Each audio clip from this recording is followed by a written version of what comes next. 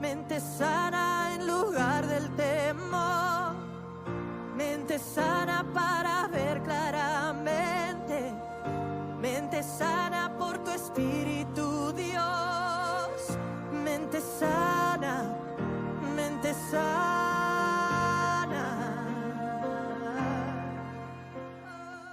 Trae la palabra del Señor. Quiero comentarles que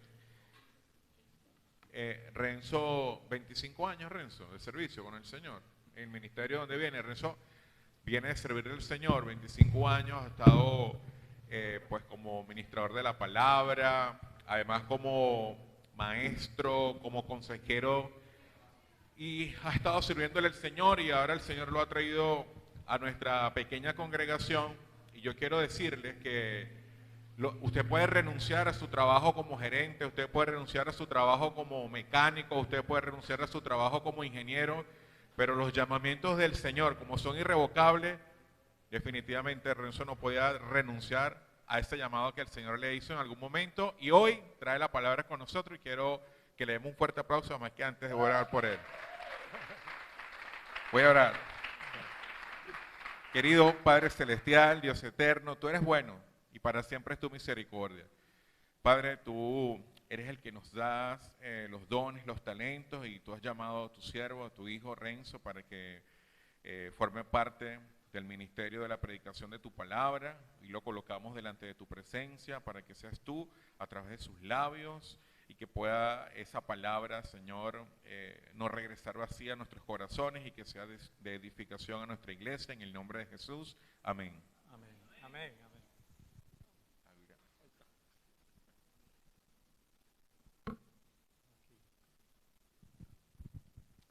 Buenos días.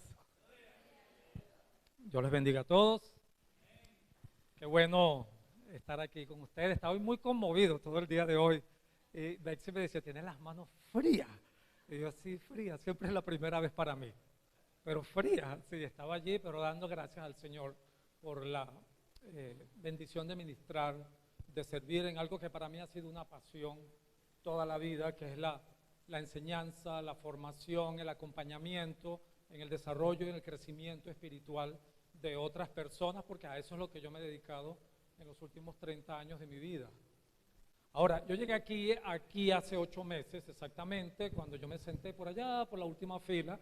No sé, todos los que llegan así escondiditos se sientan atrás. Entonces, bueno, tú sabes, para que no me vean.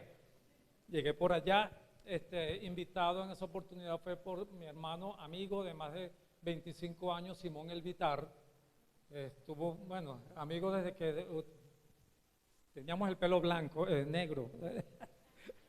Todos nosotros, bueno, llegué aquí, él no estaba aquí, pero él me dijo dónde quedaba la iglesia. Bueno, yo vine por mi cuenta, aquí me senté, bueno, ya creo que Goyo me lo habían presentado antes por allá por Calicanto, y bueno, desde hace 8 meses estoy aquí calladito, escuchando, orando, observándolos. Sí, yo soy observador, observando todo, observando los movimientos, pero sobre todo preguntándole al Señor, ¿qué hago yo aquí? Esa es la pregunta. ¿Qué hago yo aquí? Porque además de haber llegado aquí, recientemente me pasó así como Hugo, que también así como que llegamos y bueno, y ahora que llegué a esta iglesia y llegué a esta ciudad hace 3 años, yo tengo 3 años apenas, que llegué aquí después de 33 años viviendo en Caracas. Toda mi actividad, la mitad de mi vida o gran parte de mi vida y de mi vida en el ministerio, la desarrollé en Caracas y fuera de Caracas, viajando por toda Venezuela, en otros países, metido en cuanta cosa ustedes no se imaginan, en la predicación, la enseñanza, la teología, la doctrina, las visitas a los hospitales. Sí, yo me la pasaba metido, o sea, yo era así como Giovanni. No, de verdad, yo cuando veo a Giovanni, yo digo, wow, una maquinita como yo, digo yo. O sea, una máquina constantemente aquí inventando cosas, creando cosas, enseñando aquí, formando aquí, escribiendo muchos contenidos, programas para iglesia, programas de discipulado, programas de evangelismo, libros de misiones. Eso era constante. Bueno, Flor me conoce de esa época también, en el seminario, también allí, dando clases en el seminario, y eso era así, constantemente en todo eso, y durante ese tiempo estuve 25 años continuos sin agarrar una sola vez algo que llaman vacaciones. Nunca supe lo que era eso. 3 o 4 días de pausita, pero no era pausa. Estando en el lugar donde se supone que estaba de vacaciones, ¿estaba qué? Conectado, viendo, verificando, controlando y atendiendo. No estaba de, o sea, yo no, estaba en eso, continuamente estuve en eso, 25 años en eso, hasta que, y eso se lo confieso ya para que me conozcan un poco, hasta que colapsé. Sí, y llegó el colapso. Porque yo soy una persona que se compromete, pero cuando se compromete, se mete. O sea, yo entro dentro de aquello, a mí me atrapa aquello porque me apasiona lo que hago. Y lo que hago lo hago con pasión, lo que hago con amor, pero hay algo que se llama la pausa. Pausa. Tomarse las pausas respectivas. Yo no sabía lo que era eso. Yo no entendía lo que era aquello hasta que me di cuenta que yo no era el único, pero hasta que conseguí había unos cuantos pastores por ahí con síndrome de burnout. ¿Saben lo que es burnout, no? Eso es agotamiento, eso es quemado. O sea, eso se llama quemado. Yo dije, pero así. Yo, claro, porque es que tú sabes, la pasión, la entrega y todo aquello. Y bueno, hasta que me di cuenta de que aquello me estaba llevando a un espacio. Y digo, no, ya va, ¿a dónde me está llevando esto? Trabajando y trabajando perdí el rumbo. Imagínense, o sea, pareciera que estaba en la dirección, pero ya un momento en que dije, ya va, ¿a dónde voy con todo esto? Y un momento en que dije, bueno, tengo que, duré un año dándole vuelta al asunto, un año, paro, no paro, sí lo hago, no lo hago, porque aquello es casi adictivo. O sea, aquel trabajólico del mundo de iglesia, estoy hablando, y de otras cosas que yo hacía afuera también, en negocios, en actividades, involucrados en una cantidad de proyectos, dentro y fuera de la iglesia. Un año para decidirlo, pero un año que, bueno, que costó enfermedades de la piel, todo lo manifesté por la piel y todo aquello, hasta que, bueno, hablé y dije, ya va un momento, vamos a terminar esto. Y dije, pastor, ¿qué pasó? Necesito parar. No, porque tenemos compromiso. No, necesito parar. No, porque hay cosas. No, necesito parar. Tengo 17 funciones aquí. Ya yo las tenía contaditas, 17 cosas. Funciones. Paro. Dije, está bien, ¿cuánto tiempo? Deme un año. Un año, bueno, paré un año. Un año que se convirtieron en 7. 7 años. Me detuve. Paré. Reajusté y le di rumbo diferente a mi vida. Terminé estudios universitarios que no había terminado. Me metí en carreras nuevas. Hice un montón de programas. Eso sí, a mí me encanta estudiar diplomados. Hice como 5 diplomados universitarios, una cantidad de cosas en ese tiempo porque necesitaba esa parte, esa base académica, profesional en mi vida que no se había desarrollado y quería desarrollarla y comencé a trabajar con todo eso. Pero en todo eso, yo obviamente conectado con el Señor. Siempre en conexión con Dios, pero cero compromiso en iglesia. No quiero saber nada.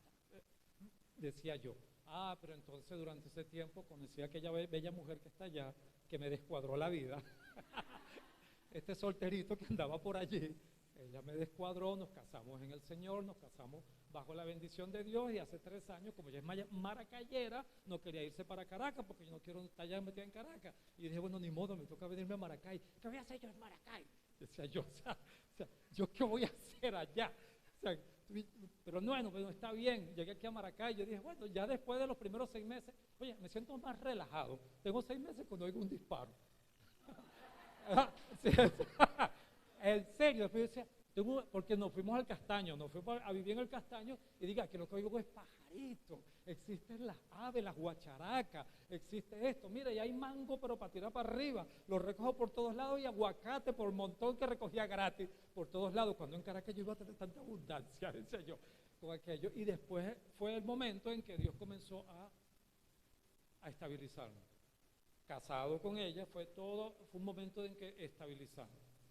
3 años han pasado de ese momento hasta que en ese tiempo entonces, gracias a Dios, vi a Simón, conocí a Goyo, conocí a Carolina, conocí a José Ignacio y a Axa y estos hermanos que tanto le agradezco, Goyo, me sacaron del anonimato.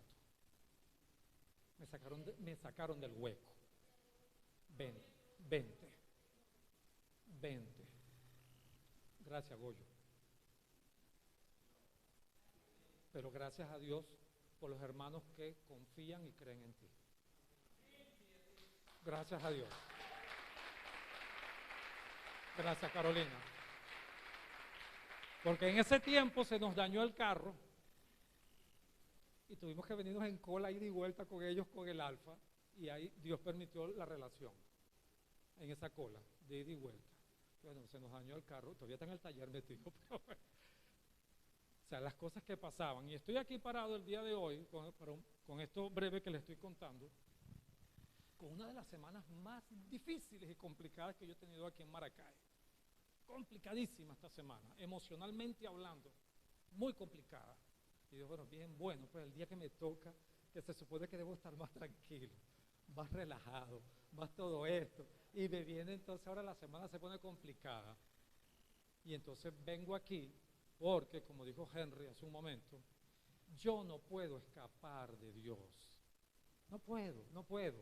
A donde me meta, a donde me esconda, bajo las piedras, arriba un árbol, y Dios va a estar ahí, sentadito al lado mío. Vuelve, ¿oíste? No, Dios me decía, vuelve, no, pero no quiero que regreses. Ahora sí, 7 años es suficiente. Bueno, así como Jacob, 7 años, ya, se terminó, se cerró, ya estás listo. 8 meses aquí, ya listo, ya llegó el descanso y ahora vengo reload. Con otra perspectiva. Bueno, eso ha sido parte de mi vida, parte de lo que he estado viviendo, y les digo una cosa, el Señor llama. El Señor llama, y cuando el Señor llama, tú puedes escapar. No, está bien, Dios te dice, no, vete por ahí. Pero Dios te sale por la esquinita. Pero Dios, pero tú no me dijiste que me fuera. No, bueno, pero era para ver qué ibas a hacer. Y aparece nuevamente. Así que bueno, hermano, este día, el pastor me ha pedido que comparta un tema que cuando yo le dije, no, pastor, ese tema es complicado. Yo le digo, de paso la primera vez que me puede hablar y dejo un tema complicado. Me dice, no, tú, yo sé que tú puedes con ese tema. Bueno, el asunto fue que yo le di la vueltica. ¿Ah? Sí, el pez me tragó y me escupió. Allí, bueno, para los que no entiendan eso se lo explico después. Bueno, entonces, fíjense, durante todo ese tiempo yo muchas veces me pregunté, el tiempo que estuve metido en la cueva como Elías, ¿sí? Alimentado por cuervos. Tú sabes, después de una gran batalla peleado con Jezabel, aquello agota, ¿no? 25 años peleando con los profetas de Baal, aquello agota. Me metió en la cueva y dijo, ahora vas a salir de aquí, listo, ya, se acabó la cueva. Durante ese tiempo que estuve allí, muchas veces me pregunté, incluso, cuál era la mejor manera de comportarse ante distintas situaciones de la vida. Incluso antes, cuando estaba apenas conociendo al Señor por allá por los años 80, me veo bien, ¿verdad? Yo tenía 3 años de edad, ¿no? Por allá por los años 80, me hacía muchísimas preguntas como estudiante universitario, mi primera carrera universitaria que yo hice, ¿cuál sería la mejor manera de actuar ante distintas cosas que pasan en la vida siendo cristiano? Porque no tenía claridad, o sea, tenía muchas dudas con respecto a si, tú sabes, eso clásico que si se puede o no se puede, hago o no hago, me involucro o no me involucro, me meto en esto o no me meto, será pecado o no será pecado, tú sabes, todos esos dilemas morales que surgen en nuestra vida, y yo tenía todos esos dilemas morales normales del ser humano, normales que pueda tener una persona que está conociendo un nuevo sistema de ver el mundo, que es ver el mundo como Cristo. O sea, esto es un nuevo sistema una perspectiva diferente, un nuevo sistema de valores, unos principios que para mí eran cosas nuevas, pero entonces comenzaba toda esa, yo no diría lucha interna, no, yo lo llamo dilema.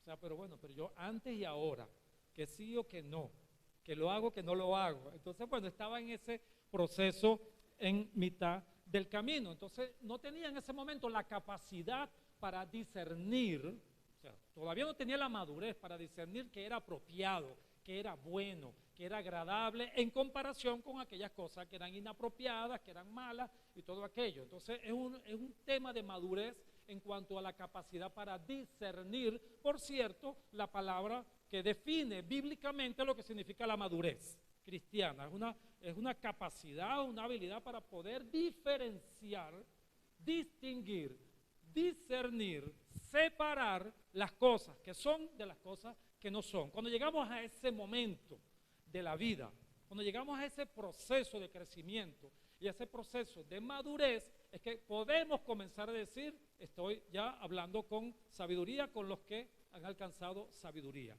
Un proceso de maduración.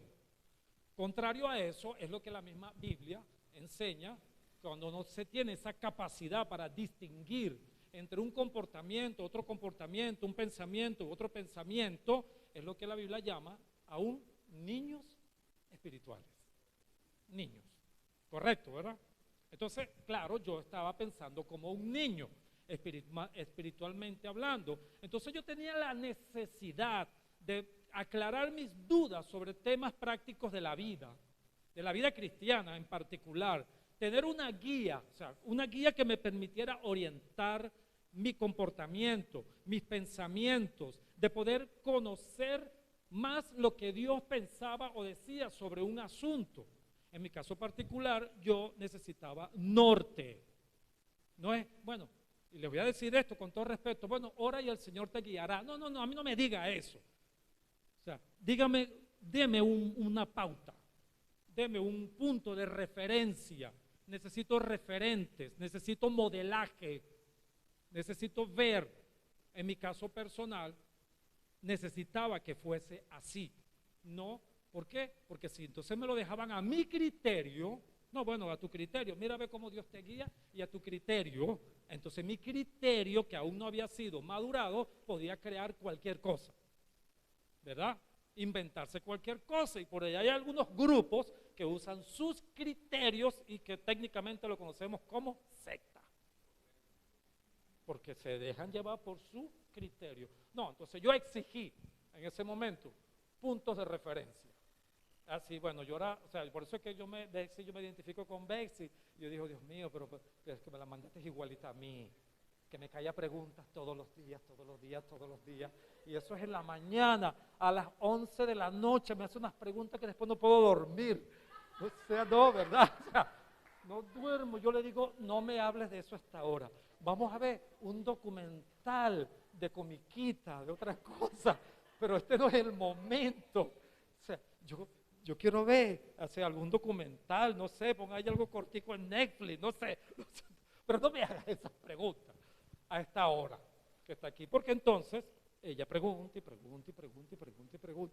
Dios mío, la lengua es el castigo del cuerpo, porque así era yo. Igual, bueno, entonces tenía esa necesidad. Ahora, yo me imagino que ustedes también en algún momento de su vida, eso es algo que yo me estoy imaginando, han estado en situaciones en que no han sabido qué hacer. A ver, hay un momento, dice, ok, o sea, no sé qué hacer, ni cómo actuar, ni cómo pensar, ni qué pensar, ni cómo comportarme en esta situación que se me está presentando. Quizás es probable que en nuestra vida, o sea, o en la de ustedes y en la mía, se han presentado situaciones, son situaciones de conflicto, vamos a decirlo así, entre nuestros valores personales, las cosas que estamos creando, que estamos creyendo, que se nos han incorporado a nuestra vida, y las opciones o las alternativas que el mundo nos presenta. El mundo tiene propuestas, déjame decirle, ¿verdad? El mundo te propone cosas, maneras de actuar, de comportarte, de pensar, de ser, de sentir, de vestirte, consciente o inconscientemente, los medios de comunicación, la música, todo tiene una propuesta. Te propone, actúa así, piensa así, camina así, vístete así, sé así. Y nosotros nos tragamos aquello pero sin masticarlo.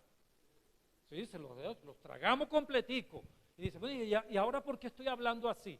¿Y por qué ahora me quiero vestir así? ¿Y por qué ahora actúo así? ¿Por qué estos niños ahora mira cómo están pensando, actuando y haciendo las cosas? Porque el mundo te presenta sus opciones y si tú no las procesas, un niño no las procesa, se las traga, se las come. Pero el asunto es que hay muchos adultos que también se las comen. Y tú tienes tu sistema de valores y tu sistema de valores de pronto choca con eso y en donde entramos entonces en el conflicto que se da entre lo que tú crees, lo que tú eres, lo que tú piensas como cristiano y lo que el mundo te propone. Y como dije hace un momento, eso es lo que se llama un dilema moral, un dilema ético.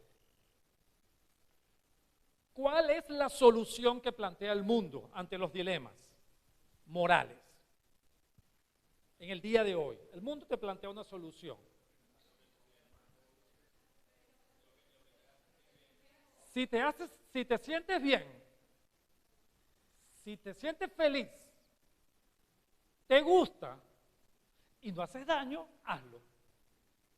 Eso es la espada, pero más de doble filo, el cuchillo que usted le puede entregar a una persona para que termine acabando con su vida. No, si tú estás bien con eso, sí. Bueno, hazlo. Ese es el criterio. Ojo, es una propuesta, con lo que el mundo plantee. ¿Y te gusta lo que haces? Sí, eso me gusta.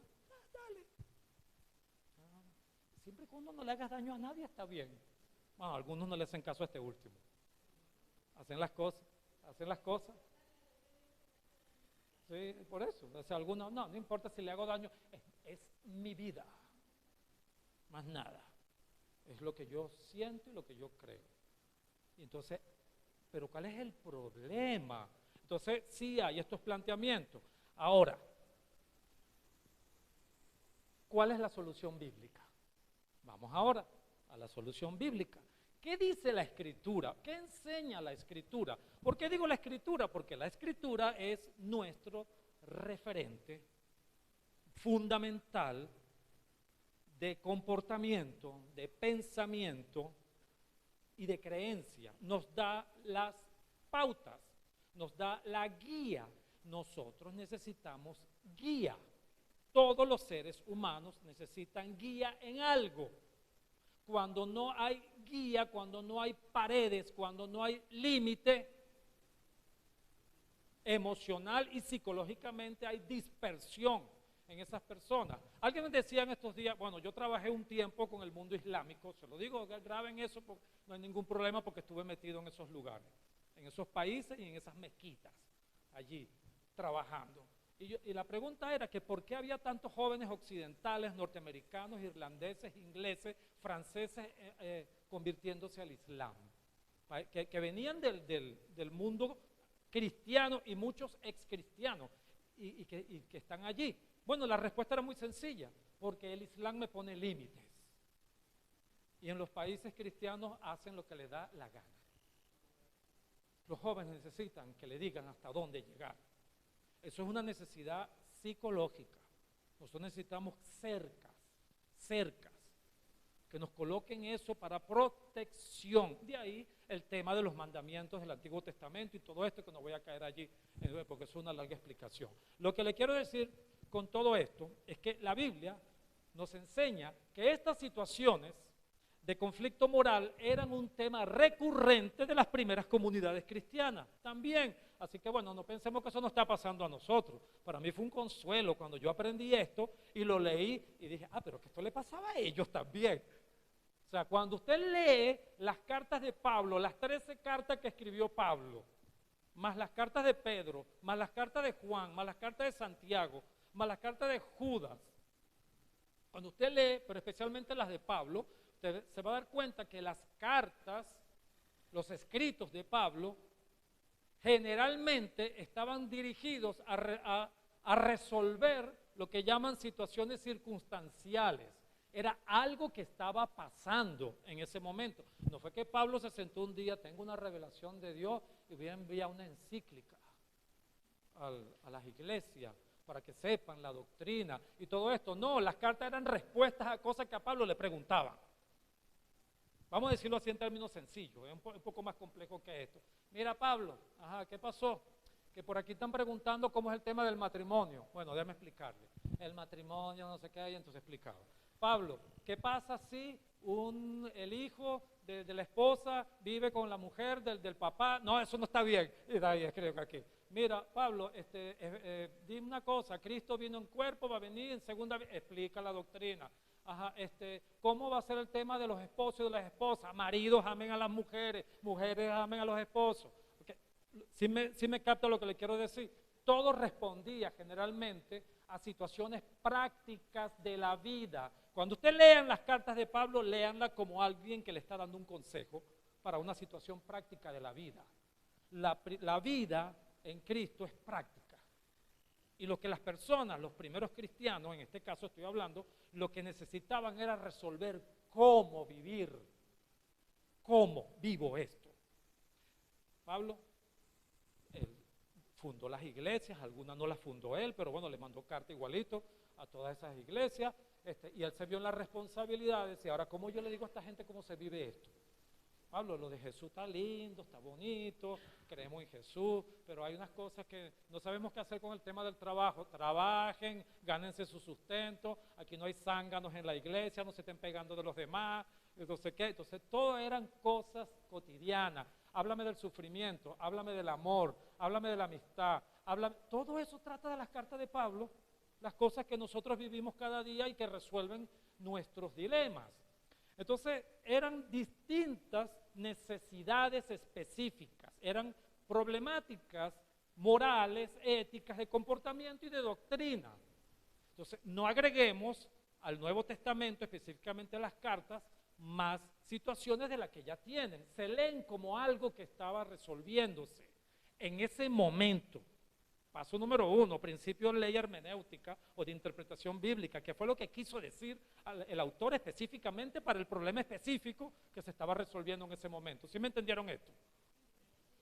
Ok, vamos a ver. Lo leemos así, y te digo, es divertido después, porque yo lo leo como un cuento. Vamos a ver cuál fue el cuento, cuál fue el rollo que pasó aquí.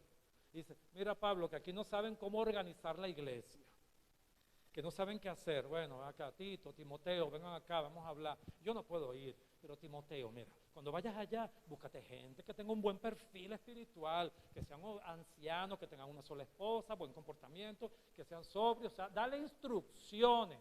Tito, también lo mismo, cuando vayas a Creta, cuando vayas a la iglesia, llama a esto, organízate aquí, búscate allá. Era administración. Hasta Pablo manejaba esto, cómo se administraba todo. Era un genio del espíritu, por supuesto. Y así distintas situaciones que estaban aconteciendo. Ahora díganme ustedes, nosotros el día de hoy también tenemos situaciones que necesitamos orientación. O sea, cómo resolver una situación práctica de la vida personal, de la finanza, del matrimonio, del comportamiento, del amigo, del vecino que me está invadiendo la casa, temas legales, temas de todo. ¿Por qué? Porque vivimos en este mundo. ¿Ah? Tú enfrentaste algo con tu sobrina y hay un momento, quizás Lin Yunei, que tú dijiste, yo no sé qué hacer. Esa fue la palabra que tú usaste cuando me llamaste. Necesito claridad, porque necesitamos claridad. A veces estamos nublados. A veces la mente no nos da, y lo digo como cristiano también, ya necesito. Pero entonces está Dios y su palabra y está la iglesia, la gente con la que tú hablas, a la que tú llamas. Y tú llamas a una persona así como tipo Goyo, y Goyo es clarito, eso no da vuelta al asunto. Muy práctico, me dice, no te metas en ese rollo. Listo. Ya. Ya, así. No, él no está, bueno, según la explicación, no, te voy a hacer directo, no te metas en ese rollo. Ok, está bien, ya. No se diga más, yo lo asumo. ¿Por qué? Porque yo lo asumo. ¿Sí me capta? Hoy necesitamos ese tipo de acompañamiento, hoy necesitamos ese tipo de orientación. Ustedes dirán, este predicador, 25, 30 años, y todavía pregunta, si yo pregunto todavía. Todavía necesito gente que me acompañe, que me ayude a ver, a entender, a aclarar cosas, porque cada día es un reto, cada día es una situación, cada semana la vivimos. Y entonces, como en Venezuela nos estamos graduando de resolver situaciones constantemente, y hablamos, llamamos, escribimos, ¿qué hago, no hago, sí lo hago? Y hay veces que lo hago con duda. Y dice, bueno, yo no sé, pero yo me voy a lanzar a hacer esto. Entonces, ¿cómo resolvió Pablo el dilema ético?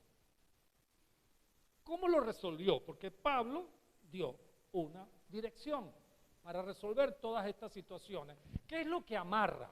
¿Cuál es el punto común en el cual tenemos que centrarnos? Y lo voy a leer.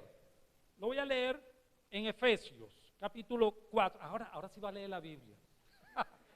A ver, que yo me voy por otra forma de hacer las cosas. Vamos ahora ya tenemos el contexto, ya tenemos la necesidad, ya tenemos el problema, ya tenemos la situación. Ahora vamos a ver cuál es lo que la Biblia nos enseña para esto. Lo leo en Efesios 4:11. Lo voy a leer y voy a ir haciendo comentarios de algunas de estas cosas que están aquí, porque me quiero centrar en otro pasaje. Pero para ubicarnos en contexto. Pablo, después de decirle a los efesios, ustedes, bueno, bendito sea el Padre de Dios y nuestro Señor Jesucristo, que nos bendijo con toda bendición espiritual en los lugares celestiales en Cristo Jesús, en amor habiéndonos predestinados para ser hijos suyos, etcétera, etcétera. Ustedes saben, eso está en el capítulo 1. Y entonces dice, ustedes son salvos, ahora pertenecen a Dios, ahora ustedes, bueno, les habló de la salvación y de todo aquello, entonces dice, ahora esa salvación que ustedes tienen que guardarla, tienen que protegerla en unidad, un solo Dios, un solo Señor, uno en Cristo, amén. Una sola fe, tienen que estar juntos y crecer, porque además de todo esto, le estoy haciendo un resumen rapidito de los 3 primeros capítulos del libro de Efesios. Dice Pablo entonces, ahora bien, Cristo dio los siguientes dones a la iglesia. No es que voy a hablar de los dones, solamente estoy leyendo. Los apóstoles, los profetas, los evangelistas y los pastores y maestros. Ellos tienen la responsabilidad de preparar al pueblo de Dios para que lleve a cabo la obra de Dios. Necesitamos preparación. ¿Sí? Y hay un grupo de personas que tienen llamamientos, que tienen un liderazgo, que tienen un conocimiento, que tienen una experiencia, que tienen un modelaje, que tienen la función y la responsabilidad de ayudar a preparar al pueblo de Dios para que cumpla la encomienda que se le ha dado. Vamos a empezar por allí. Para que lleve a cabo la obra de Dios y edifique la iglesia, es decir, el cuerpo de Cristo. Ese proceso, escuche bien, ese proceso continuará hasta que todos alcancemos tal unidad en nuestra fe. Fíjate, ¿quiénes? Todos. Por eso dije hace un momento, en la iglesia no hay zángano, aquí todo el mundo está metido en algo. ¿Saben lo que es un zángano, no? El animalito, ese que vive del panal de abejas y no hace nada.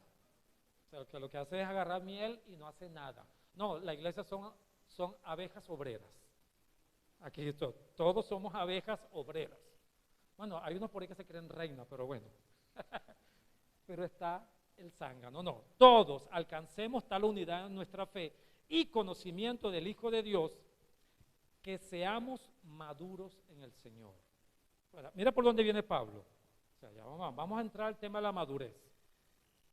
Es decir, Pablo, ¿qué es ser maduro?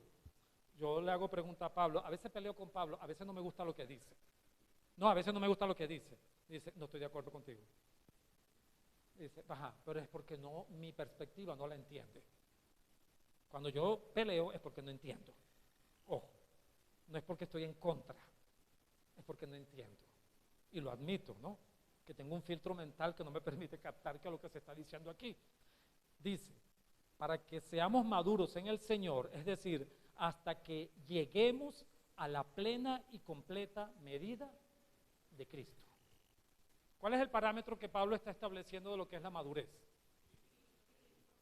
Hay una medida, ¿verdad? Hay un indicador, dirían por allí en términos gerenciales. ¿Cuál es el indicador? Que seas como Cristo. Cuando te comportas, piensas, actúas, hablas y tienes las actitudes que tuvo Cristo, estás en el camino de la madurez. O sea, porque nosotros necesitamos referentes, necesitamos modelo. ¿Cómo es? Entonces ahora toda la mirada y todo el Nuevo Testamento Pablo lo dirige hacia Cristo así. Véanlo a Él, imítenlo a Él. Bueno, a mí porque yo lo imito a Él, ¿no? O sea, si necesitan algo como más concreto, bueno, yo estoy aquí, que imito a Cristo, decía Pablo. Creo que es uno de los pocos que ha tenido autoridad espiritual para decir eso, porque yo no lo diría. No, me costaría mucho decirlo. Aunque a veces yo antes decía, cuando una persona te dice, no me veas a mí, ves a Cristo, yo digo, algo tiene que ocultar. Decía yo antes, o sea, algo me está ocultando a lo mejor.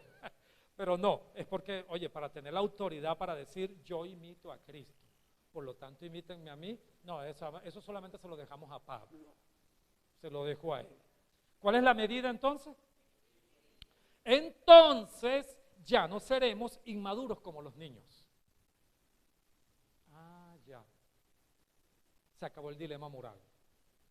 No seremos arrastrados de un lado a otro ni empujados por cualquier corriente de nuevas enseñanzas que nos propone, ¿quién? El mundo. El mundo propone su enseñanza, el mundo propone sus fiestas, el mundo propone sus celebraciones, el mundo tiene una manera de plantear las cosas. No, ya yo no tengo por qué caer en ese dilema. No nos dejaremos llevar por personas que intentan engañarnos con mentiras tan hábiles que parezcan la verdad.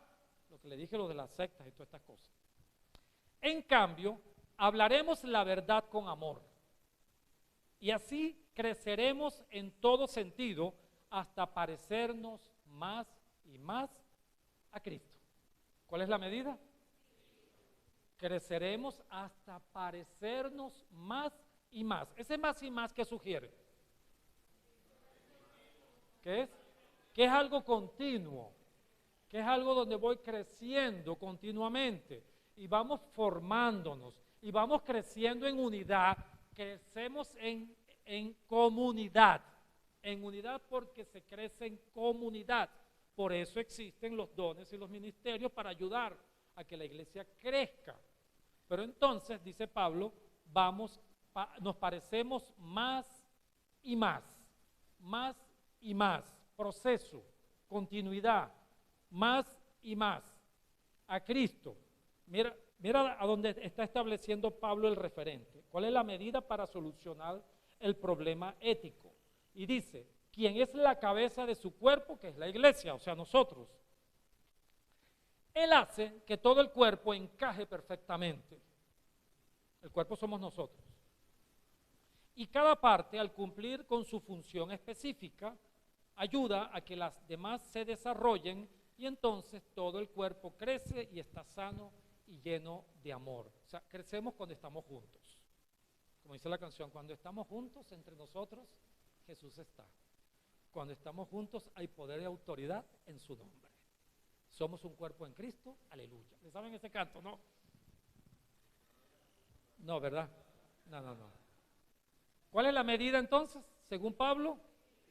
La medida, el indicador ético superior, supremo, que establece Pablo, lo que los filósofos de la Edad Media llamaban el summum bonum, decían ellos, es decir, el bien supremo, la medida suprema de las cosas, la meta de las metas de todas las metas, la meta de la meta de todas las metas es aprender y vivir y ser como Cristo. Ahí no hay tutía, esa es la meta, el referente, modelo de conducta, comportamiento, pensamiento, acción y todo lo que tú te imaginas, es Cristo. Entonces, Pablo no está tratando de resolver el no hagas, aunque sí dice, sí menciona, pero Pablo lo primero que hace es, primero fijémonos a dónde vamos a mirar. Un objetivo claro, una meta precisa, una meta moral y espiritual. ¿La medida cuál es? Cristo. ¿Estamos de acuerdo allí, verdad? Ok, entonces ya que tenemos claro hacia dónde vamos caminando, fíjate, ¿qué significa esto en términos prácticos? Ahora,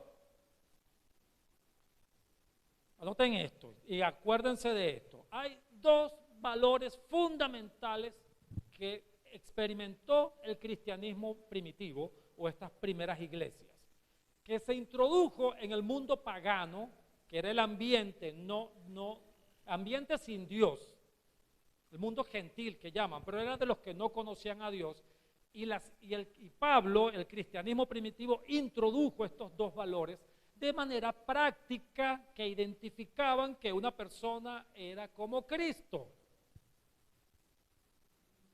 Dos, hay más, pero hay dos fundamentales, que son el amor al prójimo y la humildad. Hay más. Eso no existía en el mundo pagano. En el mundo no se conocía eso del amor al prójimo. Y si hay hasta el día de hoy cualquier programa, cualquier plan, cualquier constitución, cualquier declaración de derechos humanos, cualquiera de esas cosas que se base en el amor al prójimo, su base está aquí. Porque eso empezó allí, con los primeros cristianos. Luego pasó a formar cuerpo de leyes y todo eso, pero es el fundamento. Y la humildad, es decir, la renuncia al estatus personal. Yo soy fulano de tal. No, el mundo vive de eso. Pero un cristiano, un valor de un cristiano es ese. ¿Cómo se conoce? Porque ama al prójimo, que está aquí adentro y que está allá afuera. O sea, eso es lo que distingue fundamentalmente. Eso no existía en esa época. Entonces,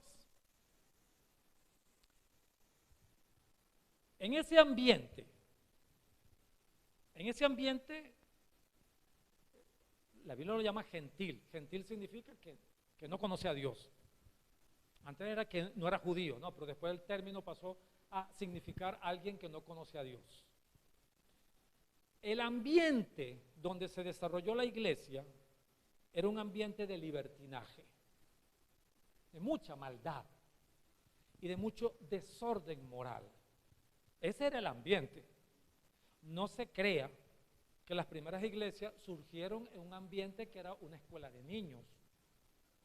Cuando usted conoce el significado de la palabra simposio, ¿se ha escuchado hablar de eso, verdad?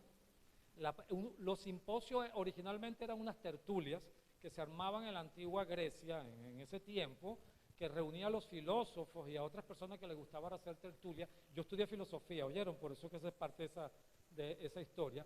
Y esas tertulias terminaban en unos desórdenes. Pero unos desórdenes que, como dice Pablo, ni aún se puede mencionar. Aquí. El desmadre, dirán por aquí algunos. O sea, lo que ahí se armaba en eso. Y ese era el ambiente fundamental del mundo académico. Imagínate, eran los filólogos, el académico. Imagínate el que no era de los académicos. Las fiestas, las celebraciones, los cultos, la adoración a Artemisa en Éfeso, saben que ahí estaba Artemisa, habían una cantidad de prácticas, sin entrar en detalles, prácticas sexuales que alrededor de todo eso. Ese fue el ambiente. Todo un carnaval como tipo Río de Janeiro y otros más por allí. Eso era lo que se vivía. Y allí, ¿y aquí dónde nos vamos a meter? Sí, aquí está perfecto, porque donde sobreabunda el pecado, sobreabunda la gracia. Los miembros de las iglesias, en esa época, ¿dónde cree usted que venían? De ahí. Así que cuando Pablo dice a los santos que están en Corintios, a los santos que están en Filipo, a los santos que están en Colosenses, a esos santos, y Pablo los declara santos, porque mira de dónde salieron. O sea, yo tengo mi cuento, tú tienes tu cuento y todos tenemos nuestro cuentico. Y eso nos mantiene humildes con respecto a los demás, que están fuera, para no entrar en los juicios desenfrenados, sino en el amor, porque sabemos de dónde venimos, cada uno de nosotros. En ese ambiente, Pablo entonces fue más directo. ¿Por qué? Porque algunos de los miembros de las iglesias en esa época todavía tenían como sus costumbres. Tú sabes, tenían sus apegos a la antigua manera de vivir. problema, bueno, Pablo lo llevó de una manera tan amorosa y lo fue guiando, pero cuando tuvo que ser directo, fue directo. Esa es la parte que no me gustaba de Pablo, porque no me deja opciones. O eres o no eres. Entonces Pablo dijo esto. Esto digo e insisto en el Señor, que no se conduzcan más como se conducen los gentiles. Eso da lugar a alguna ambigüedad. No se conduzcan más, no se comporten más, fíjate. Porque antes ustedes eran, pero ahora no son. Ahora son de Cristo. No se conduzcan más. ¿Y cómo se conducían? Fíjate lo que describe Pablo. La vanidad de sus mentes, lo primero que dice. Es interesante que Pablo utiliza aquí 3 palabras conocidas del mundo griego, que eran mente, entendimiento, corazón e ignorancia. Noia, dianoia, agnoia. Son la noia, la dianoia y la agnoia es que no sé, ignorante. Entonces dice, vanidad de sus mentes. Es decir, lo que está diciendo es una mente fútil. Eso significa que piensa.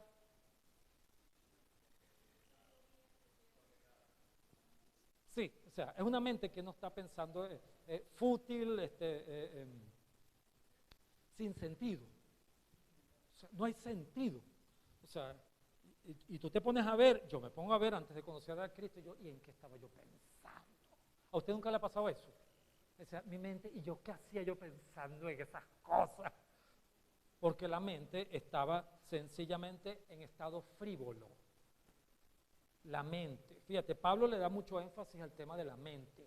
Está hablando desde lo que tú piensas y cómo estás pensando. Vanidad de sus mentes, teniendo el entendimiento entenebrecido. Ahora está hablando que la capacidad de razonar está en tiniebla. No dice que están en tiniebla, le dice que la tiniebla la tiene adentro. Fíjate, eso es distinto. O sea, no, tu mente está como oscura. Usted ha conocido gente que cuando habla con ellos parece que su mente está, mío, ¿en qué tiniebla anda este? O sea, tú los oyes hablando y claro, hay sus grados. Hay personas que dicen, este está cauterizado. Mente reprobada, llama también la Biblia. Hay varias, después hablamos del tema de la mente, porque hay mente que ha sido reprobada, mente cauterizada, mente de Cristo, mente espiritual, mente natural. Después hay distintas formas de entender espiritualmente la mente. Y Pablo es muy explícito en el estudio de la mente. Hágalo usted mismo, póngase a estudiarlo todo lo que Pablo dice acerca de la mente, pero del entendimiento entenebrecido, alejados de la vida de Dios por la ignorancia que en ellos hay. Ahora dice que son ignorantes. Y eso también éramos toditos nosotros, ignorantes, no sabíamos. Sencillamente yo puedo decir, yo no sabía, lo ignoraba. Y porque yo ignoraba, estaba alejado de Dios.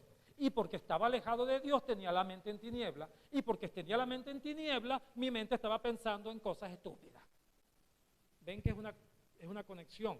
Pero ¿dónde está la raíz de todo esto? Está más adelante cuando dice, debido a la dureza de su corazón. Por ahí es donde empieza el asunto. O sea, el corazón,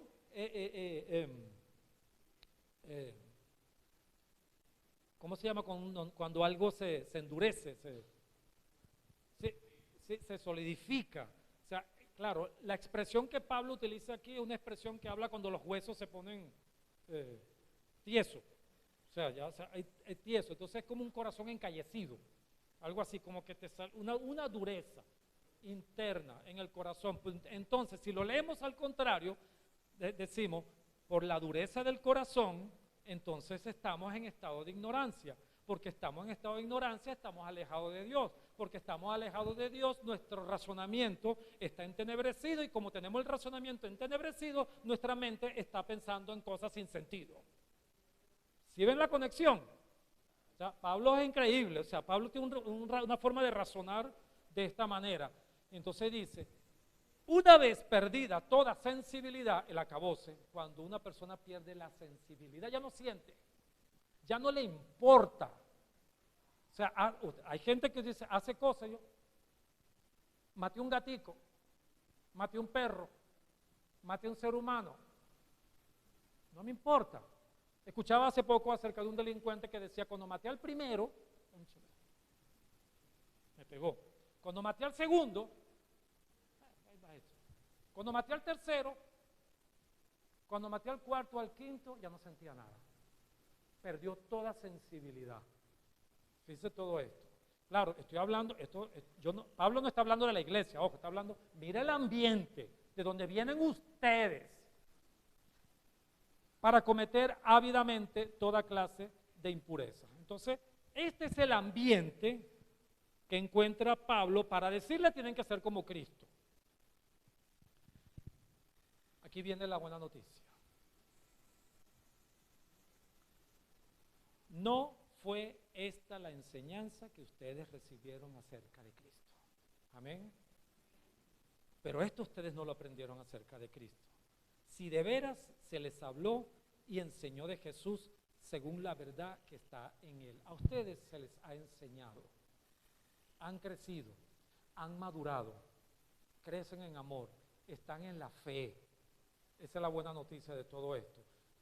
Pero por algo Pablo dice, les insto en el Señor, les digo y les insisto en el Señor, no se conduzcan más. No se conduzcan más implica de que algo estaba también. Ya no más, se acabó. Carolina dijo algo la semana pasada. Eso lo decide uno. Ay Dios, cámbiame. Dios, ya yo no quiero ser así. Bueno, no seas. Dios, ya yo no quiero tener malas palabras, no las digas. Dios, ya yo no quiero tener ira en mi corazón, no la tengas. Ay Dios, pero, bueno, yo escuché por ahí que a José Ignacio hay un canto que no le gusta, entonces, uno de Jesús, Adrián Romero. Bueno, hay uno que a mí no me gusta, ese que dice, renuévame Señor Jesús, ya no quiero ser igual. Yo digo, bueno, no seas igual. Cámbiame tú, no, cambia tú. Asúmelo, asume responsabilidad. No es que, Señor, ponme la varita aquí en la cabecita, Señor, y mañana voy a ser así. No, trabaja ese corazón, trabaja ese comportamiento, trabaja ese carácter. Y es lo que Pablo está diciendo, ya no más. Stop it. O sea, como dice, stop it, ya, déjalo hasta ahí. No, eso es un cuento de un psicólogo que hay por allí, que yo he visto, es un video que hay de una paciente, viene a hablar con el psicólogo y le está contando todas las situaciones que está viviendo en su vida, todo lo que le está pasando. Y ella le dice, doctor, ¿qué cree usted que puedo hacer? Está en inglés, ¿no? El video. Y el doctor le dice, stop it. Eso es, deténlo, ¿no? Ya, páralo. Doctor, usted no me ha entendido. Mira, a mí me pasó esto cuando yo era niña, a mí, bueno, me maltrataron, mira, estoy traumada y ahora estoy actuando así. ¿Qué hago? Stop it. Doctor, usted no entiende que estoy con un trauma en mi vida, que no sé qué, y estoy sufriendo por esto, ¿qué hago? Ya para con eso. Ya, para con eso. Fue contundente, esa terapia me encanta. Ya. ¿Hasta cuándo te vas a seguir revolcando en eso? Pablo le está diciendo, paren de eso ya, porque ustedes ya no pertenecen a eso. Ya ustedes son de Cristo. Ya ustedes han sido sepultados juntamente con Cristo. Ya ustedes han sido bautizados con Cristo. Ya ustedes resucitaron con Cristo. Ya no tienen por qué servirle a eso. Páralo. Eso es madurez. Madurez. Finalmente, dice Pablo, con respecto a la vida que antes llevaban, ¿eso de antes qué es? ¿Verdad? Qué buena noticia, ¿no? Eso, antes, ok, yo no. Tú sabes, cuando uno cuenta su testimonio, es que yo antes, es que yo en mi antigua manera de vivir, tú sabes que yo he hecho broma a veces con eso y digo, no, yo en mi otra vida. Oye, ¿tú crees en la otra vida? Sí, la vida antes de Cristo. Antes, la vida que anteriormente, en el pasado, llevaban, se les enseñó que debían quitarse el ropaje de la vieja naturaleza, la cual está corrompida por los deseos engañosos. Ser renovados en la actitud de su mente, el espíritu de su mente, dice en la versión Reina Valera, y ponerse el ropaje de la nueva naturaleza creada a imagen de Dios en verdad y justicia y santidad. 3 caminos, 3 procesos, y con esto para mí yo digo que es la fórmula de las fórmulas. Despojarse, renovarse, revestirse. Diga conmigo, despojarse, renovarse, desvestirse. Este proceso, revestirse. No, despojarse es desvestirse. Lo que Pablo está diciendo es quítate la ropa vieja. Eso es lo que está diciendo. Quítate la ropa vieja. Es una metáfora, obviamente. O sea, no es que te está diciendo anda a comprar ropa. ¿Cómo?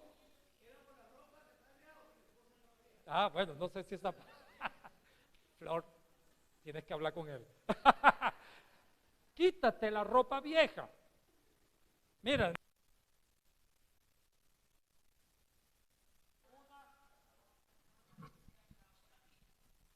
Hola. Espiritualmente hablando, necesitamos hacerle una revisión al armario. Yo no sé cuántos de ustedes eventualmente tengo que sacar todo esto de aquí. Ajá. Toda esa ropa vieja, todo lo que está el zapato. ¿Y yo por qué guardo esto? Tengo 10 años con esto y nunca me lo pongo. Porque tengo la esperanza de que un día me va a entrar de nuevo. No. Yo le voy a decir una cosa. Quizás no en términos espirituales, pero si hay ropa vieja, sáquela y désela pro templo.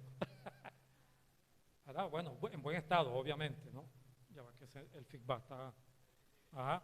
Muy bien.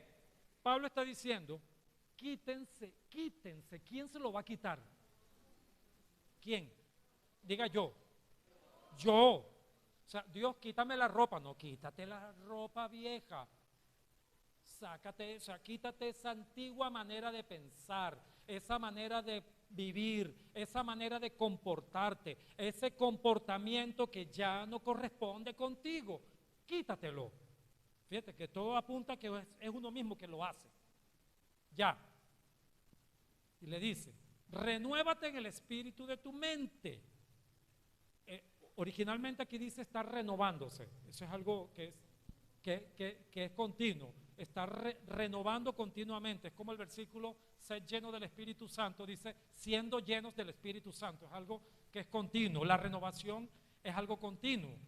El espíritu de vuestra mente hace alusión a una actitud mental, un estado y una disposición de generar el cambio. ¿Cuántas veces nosotros no estamos aferrados a la ropa vieja? Estoy hablando en términos metafóricos, usted me entiende. Hay cosas que las tenemos agarraditas por apego, por costumbre, por tradición, por cultura, porque en mi país, en lugares normal que esto se haga, pero estamos aferrados a eso y sencillamente no me está ayudando a crecer. Hasta que yo no cambio la actitud, mentalmente hablando, hacia eso, no hay revestimiento. No me he visto nuevo. Es como dice Maricondo en su libro de ponerle orden a la casa. Es una autora japonesa, creo que es. ¿Sí? Dice, saca esto para que entre lo nuevo. O sea, ¿cómo quieres tú que espiritualmente crecer si te mantienes agarrado a cosas? ¿Sí me están escuchando bien? ¿No? A pesar. Incluso en los procesos de crecimiento y cambio, en los procesos terapéuticos, cuando las personas están buscando cambio, tú los ves agarraditos. Es que yo he vivido siempre así, este trauma yo lo amo, este conflicto, esta situación está conmigo. Y yo digo, renueva tu mente. No, pero entonces tú empiezas a bombardear el asunto, a caminar con la persona y dices, no hay revestimiento y no hay cambio mientras te mantengas agarrado a eso. ¿Sí me entiendo lo que estoy diciendo? No, suéltalo. Entonces, lo que Pablo está diciendo es deshazte, renuncia, déjalo a un lado, echa fuera de ti esa situación. Y eso significa, quítate la ropa vieja, bótala, sácala, renueva tu actitud, renueva tu manera de sentir, de pensar. Es cuando tú dices, oh Dios, yo he asumido y entonces voy a hacerlo. O sea, voy a dar los pasos, esto yo lo abandono. Entonces tú ves la persona y dices, wow, parece determinado. es porque ya la renovación mental se está dando, porque la actitud es nueva. Y entonces cuando viene el revestimiento, que es una nueva manera de vivir, una nueva manera de ver el mundo, una nueva perspectiva. Lo que antes te daba sentido en el mundo y su libertinaje ahora no te da sentido. Lo que antes tú te ahogabas en alcohol por allí o lo que sea, ya no, ya hasta lo vomito. Ya no me da sentido. Que si el carnaval me daba sentido, no, ya no me da sentido, porque ahora yo soy de Cristo y tengo ropa nueva. Amén. Pero ¿cuál es la medida? Cristo es la medida. Entonces yo no dejo cosas simplemente porque las dejo, es porque ya yo tengo una meta nueva. Ese es el punto. No es, no, yo ahora voy a dejar esto porque a mí me dijeron. No, si es por eso se llama legalismo. El asunto no es legalismo, no es hacer las cosas porque así la ley lo dice, pero tampoco es porque hay en contra de la ley, que se llama antinomia. ¿Tú eres abogado? No, la verdad es antinomia, antinomianismo. Estoy en contra de la ley. Entonces tú ves a algunos por allí diciendo, ya no tenemos que respetar la ley, hagamos lo que nos da la gana. En el Nuevo Testamento había personas que dicen, ya no estamos sujetos a ninguna ley, viva la vida y todo eso. Y Pablo llegó, ¿qué herejía es esa?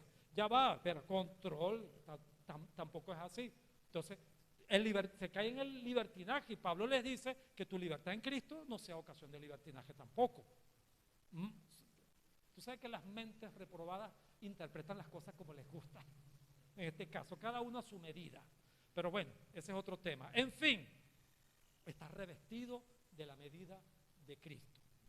El resto del libro de Efesios, si usted lo puede seguir leyendo, trata es cómo funciona esta despojarse, renovarse y revestirse, porque el resto del libro dice, ahora sí, vámonos a lo práctico, dejen la malicia, las malas palabras, los desórdenes sexuales, la ira, las contiendas, eso es despojarse.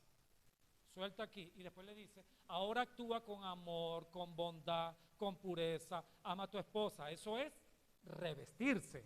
Entonces todo el resto del libro se mueve entre las dos vertientes que está aquí. Toda la Biblia prácticamente se mueve dentro de esa línea, despojarse, renovarse, revestirse, porque así mismo en el Antiguo Testamento el pueblo de Israel tenía también sus apegos a Egipto, porque allá comían sabroso, tenían una cama bien sabrosa y llegaron entonces al desierto donde tenían que renovar su manera de pensar, y los que no la renovaban decían, yo quiero irme para Egipto otra vez, porque allá la cosa está buena. No estaban dispuestos a despojarse, renovarse para revestirse. ¿Dónde? En la tierra prometida. Si ven que hay un hilo que une todas las historias, toda la historia de crecimiento personal, toda la historia de crecimiento espiritual, yo la resumiría en estas tres cosas: crece, dejar, cambiar, hacer nuevas las cosas. Dejar, renunciar a la vida anterior, toma tu cruz, suelta, piensa, fórmate, crece, aprende, toma una actitud, ahora actúa de otra manera. Revestirse, y ese revestirse es Cristo. Vive y actúa ahora como Cristo. Tú vas a ver en el resto del libro todo lo que esto significa. Ahora, la próxima vez que se te presente un dilema en tu vida moral, un dilema ético, y no sepas qué hacer, y no sepas cómo comportarte, pregúntate si lo que se te plantea contribuye a la unidad de la fe y a modelar a Cristo en tu vida.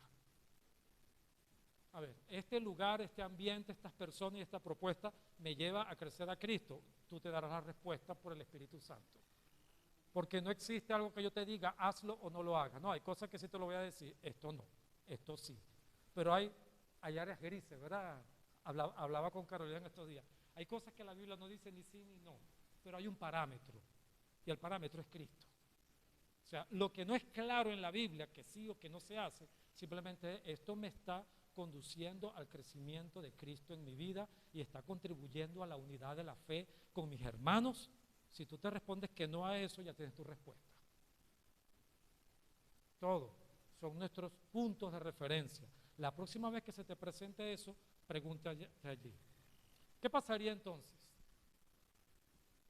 si nos despojáramos de lo que no conviene? Pablo decía eso. Bueno, todas las cosas me son permitidas. Pablo, ¿Será que yo puedo? Pablo, es que le caían a preguntas al pobre Pablo a cada ratico. ¿Y quién les dijo a ustedes eso? No, por ahí vinieron uno y nos hablaron. No, Pablo, ¿será que se me permite? ¿Será que me es lícito? Dicen en la versión Reina Valera. ¿Qué es lo que te conviene? ¿Qué es conveniente? La palabra conveniente es de la persona madura, adulta. La persona no madura, la persona infantil dice, bueno, déjame ver si me gusta. No, las cosas que les gustan son a los niños. A los niños les gusta comer helado. A nosotros también. Pero ¿me conviene comerme el helado? Eso piensa el adulto. ¿Qué es lo que conviene en ese momento? Vamos a orar.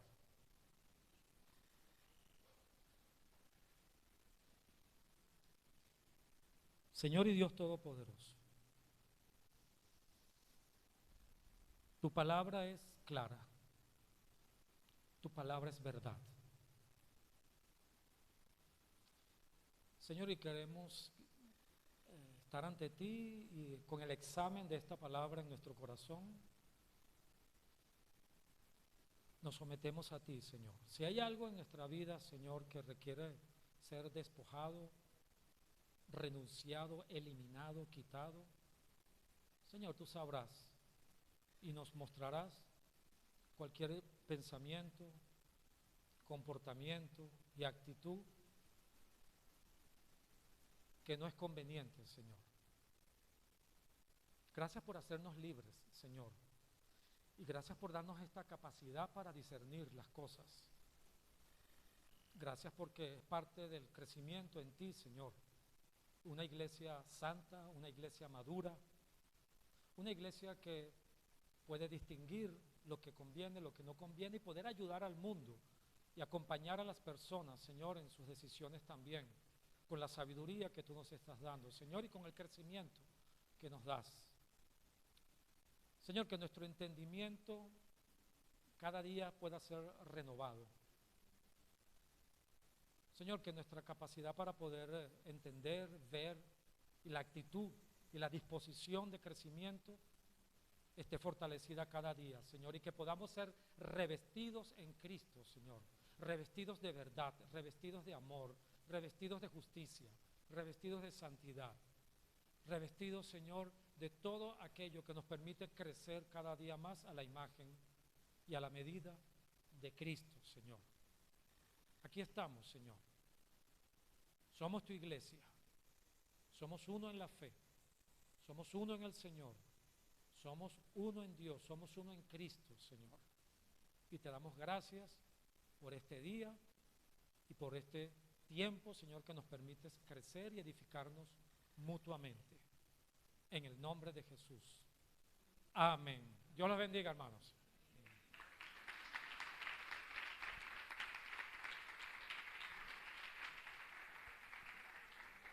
Gracias, Renzo. Dios te bendiga. Excelente palabra.